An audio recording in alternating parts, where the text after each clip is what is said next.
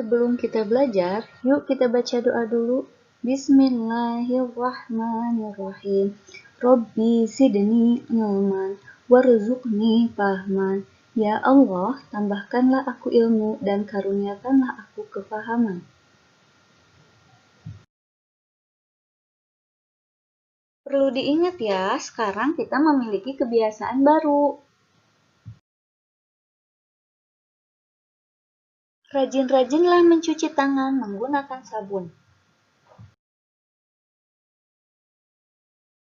Gunakan masker kemanapun kamu pergi. Membiasakan berperilaku hidup sehat dan bersih, salah satu contohnya yaitu dengan rajin berolahraga dan membuang sampah pada tempatnya. Dan yang terakhir, menjaga jarak. Tujuan pembelajaran kita hari ini adalah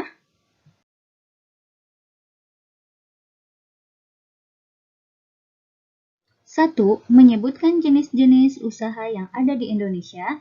Dua, menjelaskan jenis-jenis usaha yang ada di Indonesia. Dan yang ketiga, membuat kalimat tanya. Ada berbagai jenis usaha yang terdapat di sekeliling kita. Kita kelompokkan menjadi beberapa bidang usaha, di antaranya yaitu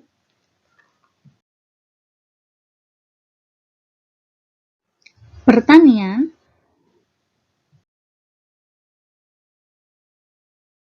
perindustrian,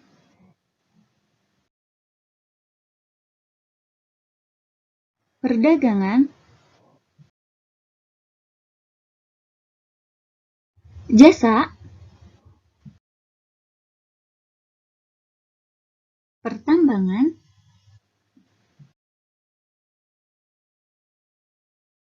dan pariwisata. Yang pertama, pertanian. Usaha di bidang pertanian dapat diartikan sebagai kegiatan produksi yang menggunakan lahan sebagai faktor produksi utamanya. Usaha di bidang pertanian ini meliputi antara lain pertanian,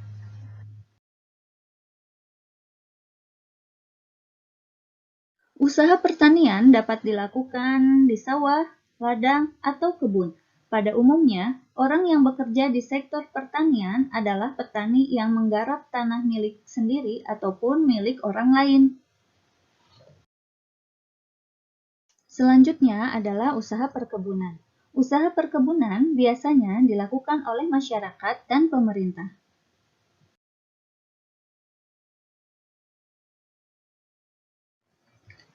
Jenis tanaman yang diusahakan dalam perkebunan antara lain dapat berupa karet, kelapa sawit, tebu, dan tembakau. Selanjutnya yaitu peternakan. Peternakan merupakan usaha membudidayakan hewan ternak.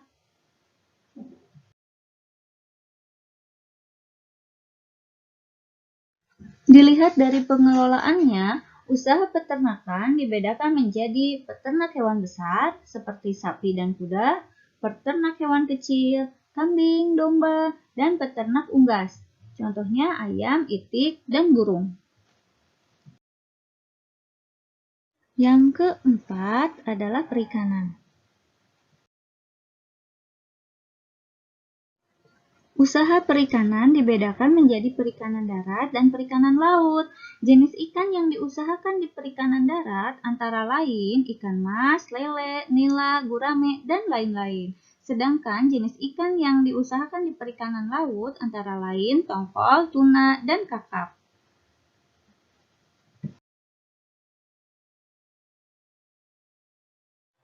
Yang kedua, usaha di bidang perindustrian. Industri merupakan kegiatan mengolah barang mentah atau bahan baku menjadi barang setengah jadi atau barang jadi. Bahan mentah yang diperoleh dari sumber daya alam kemudian diolah. Usaha industri dapat dilakukan oleh kelompok atau perusahaan. Contohnya industri rumah tangga dan industri besar, tentunya dengan modal yang berbeda. Kalau industri rumah tangga biasanya modalnya sedikit, sedangkan industri yang dikelola oleh perusahaan biasanya dengan modal yang banyak atau besar.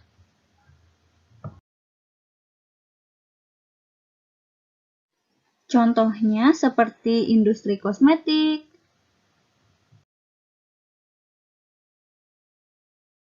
industri garmen atau pembuatan baju, minuman,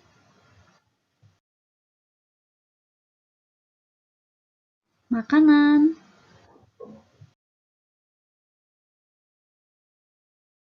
dan industri alat-alat elektronik. Yang ketiga, usaha di bidang perdagangan.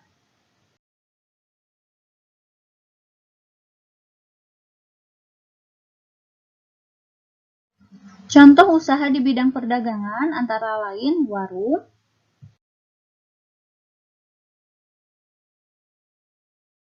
toko atau swalayan,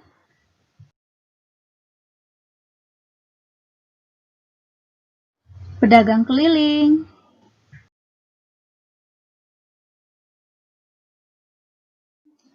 dan pedagang asongan.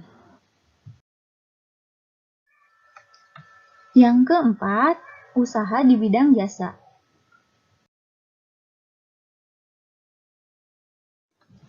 Usaha di bidang jasa merupakan usaha yang memberikan pelayanan kepada orang lain sesuai dengan kebutuhannya. Contohnya yaitu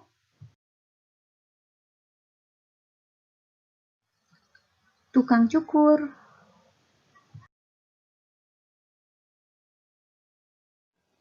tukang jahit,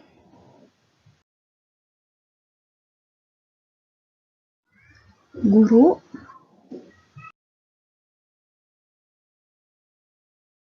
supir,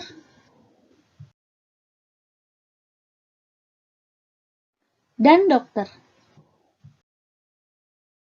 Yang kelima adalah usaha di bidang pertambangan.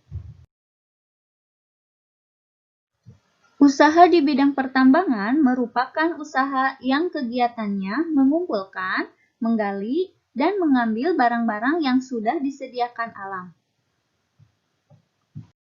Barang tambang kita kelompokkan menjadi 3. Yang pertama, barang tambang mineral logam. Yang kedua, barang tambang mineral non-logam. Dan yang ketiga, barang tambang sumber energi. Baiklah anak-anak, kita mulai dengan barang tambang mineral logam. Contoh barang tambang mineral logam adalah emas,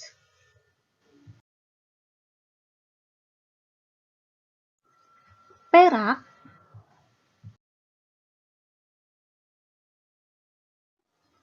timah,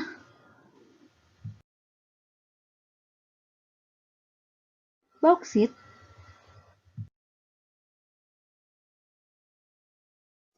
dan nikel. Yang kedua, barang tambang mineral non-logam. Contohnya adalah belerang,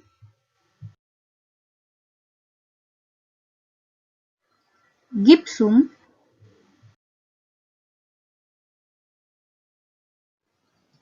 batu marmer,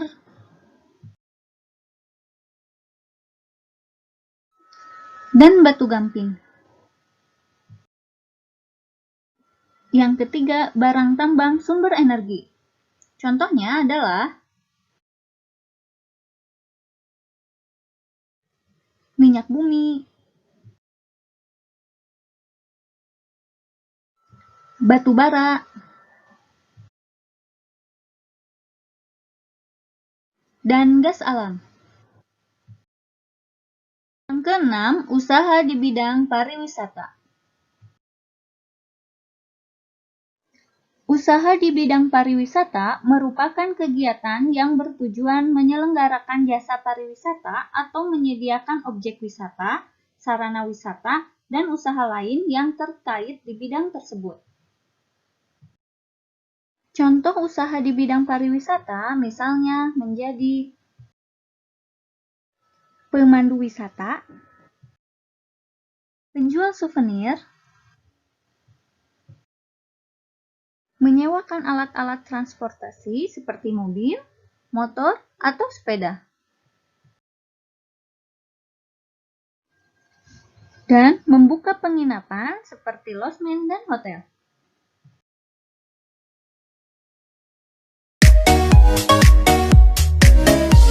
Setelah kita mengetahui jenis-jenis usaha di Indonesia, sekarang kita baca bacaan di bawah ini. Pesona Kawah Putih Bandung. Wisata Kawah Putih merupakan destinasi yang cukup terkenal, tidak hanya di Bandung, bahkan di seluruh Indonesia. Tidak jarang pula wisatawan mancanegara berkunjung ke tempat wisata yang memiliki pemandangan alam yang sangat indah ini. Di Kawah Putih ini, kamu akan mendapati pemandangan hamparan kawah berwarna putih yang sangat menakjubkan.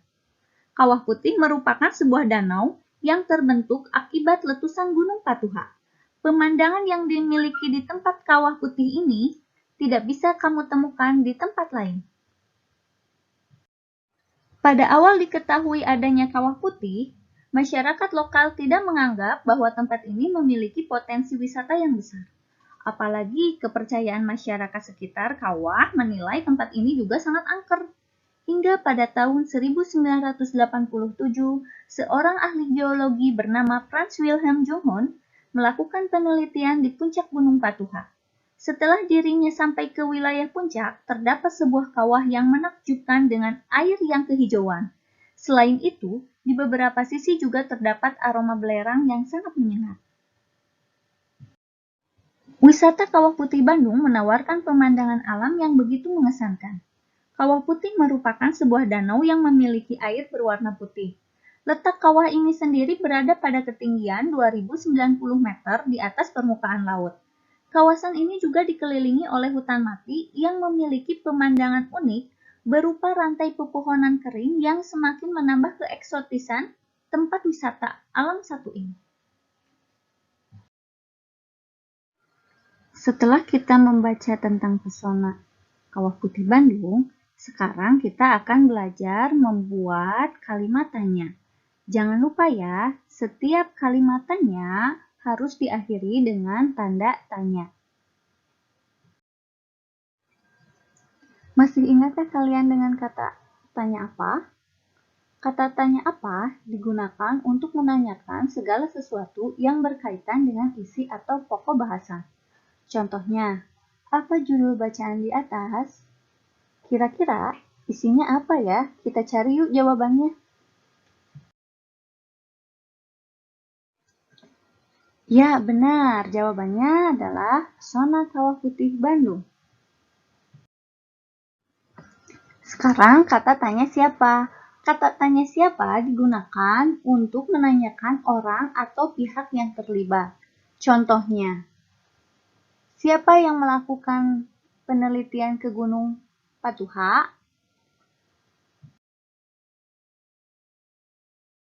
Ya, tepat. Jawabanmu sangat tepat. Jawabannya Franz Wilhelm Junghorn.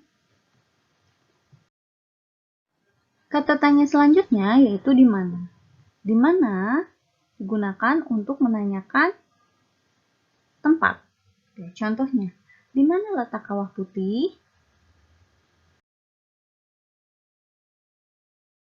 Ya, hebat. Jawabannya, Kawah Putih terletak pada ketinggian 2090 meter di atas permukaan laut.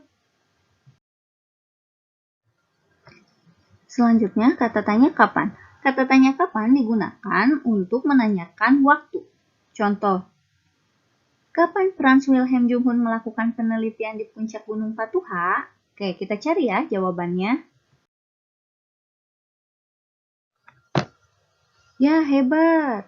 Jawabannya, pada tahun 1987, Franz Wilhelm Junghorn melakukan penelitian di puncak Gunung Patuha. Kata tanya selanjutnya yaitu bagaimana. Bagaimana digunakan untuk menanyakan tentang cara atau proses terbentuknya sesuatu.